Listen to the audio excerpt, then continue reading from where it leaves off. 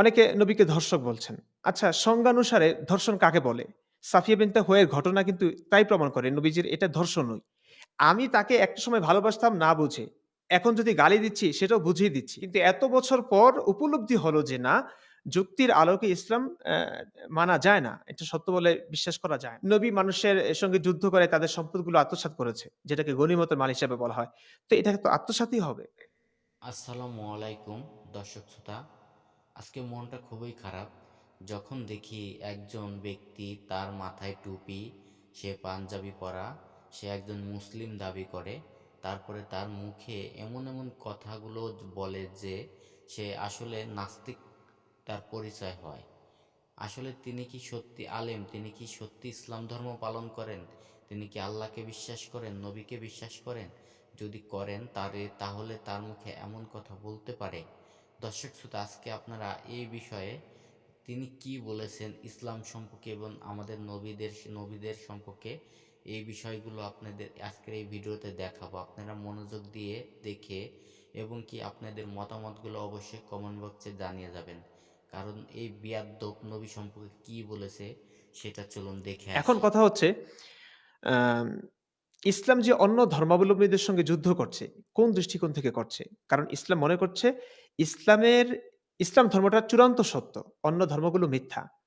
তো এতগুলো ধর্মের মধ্যে আমরা কিন্তু কেউ যেখানে আমরা ইসলাম ধর্মের কিছুই জানি না। ইসলাম কয়জন মানুষ সূরা ফাতিহার অর্থ বলতে পারবে? জানে না। কয়জন মানুষ বলতে পারবে সূরা তাহরিম কেন নাজিল হয়েছে? কয়জন মানুষ বলতে পারবে সূরা তালাক নামে একটা সূরা আছে এবং সূরাটা কেন নাজিল করেছে? জানে না মানুষ। না জেনেই ইসলামটাকে মানছে, বিশ্বাস করছে। আচ্ছা, বিশ্বাস করতেই পারেন। কিন্তু যে মানুষটা আমি দেখেছি, ধরুন আমাকে মারতে যারা উদ্বুদ্ধ হয়েছে, আমাকে মারবার জন্য যারা অপেক্ষা করছে, আপনি জানেন যে তারা অনেকে সূরা ফাতিহা, বেশিরভাগ মানুষই সূরা ফাতিহার অর্থ জানে না। কিন্তু আমি তো পুরো কোরআন পড়েছি, মুখস্থ করেছি। আমি তো পুরো কোরআনের তাফসীর পড়েছি। আমি তো ইসলাম ইতিহাস পড়েছি। আমি সিরাত পড়েছি। আমি সমস্ত হাদিসগুলো পড়েছি। তারপরে আমার কেন এই পরিবর্তন? কেন?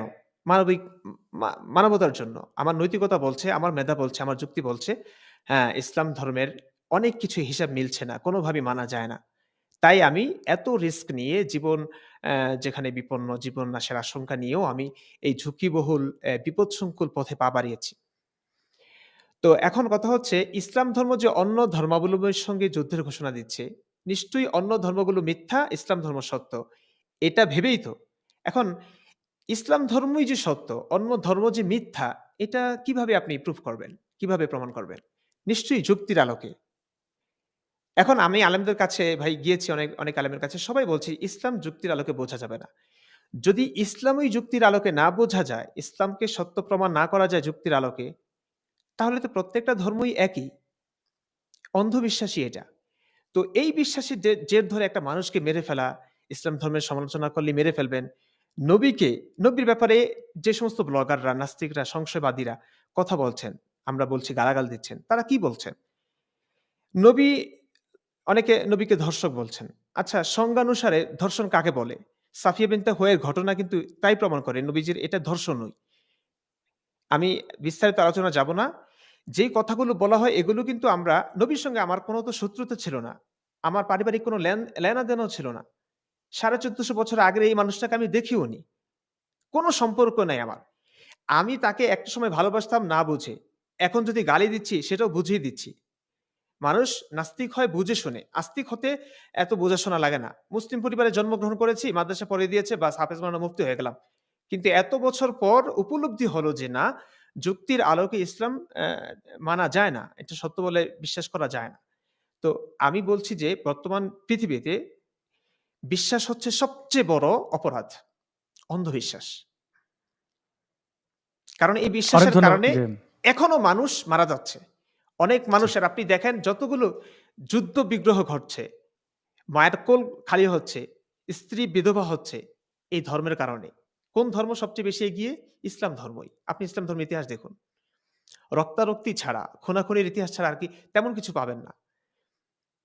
শুরু থেকে এই পর্যন্ত, এখনো পর্যন্ত আল্লাহ রসুলকে ১৪৫০ বছর আগের একটা মানুষকে আমি গালি কেন দিব? আমি যেগুলো কোরআন হাদিসে পেয়েছি সেগুলোই বলছি। আমি নবীকে গালি দিচ্ছি না আসলে। নবী ৫৩ বছর বয়সে ৬ বছরে আয়েশাকে বিয়ে করেছে। আমি এটা বলছি। এটা কি গালি হলো? এটা তো সত্য হলো। নবী মানুষের সঙ্গে যুদ্ধ করে তাদের সম্পদগুলো আত্মসাৎ করেছে। যেটাকে গনিমতের মাল হিসাবে বলা হয়। তো এটা তো আত্মসাৎই হবে।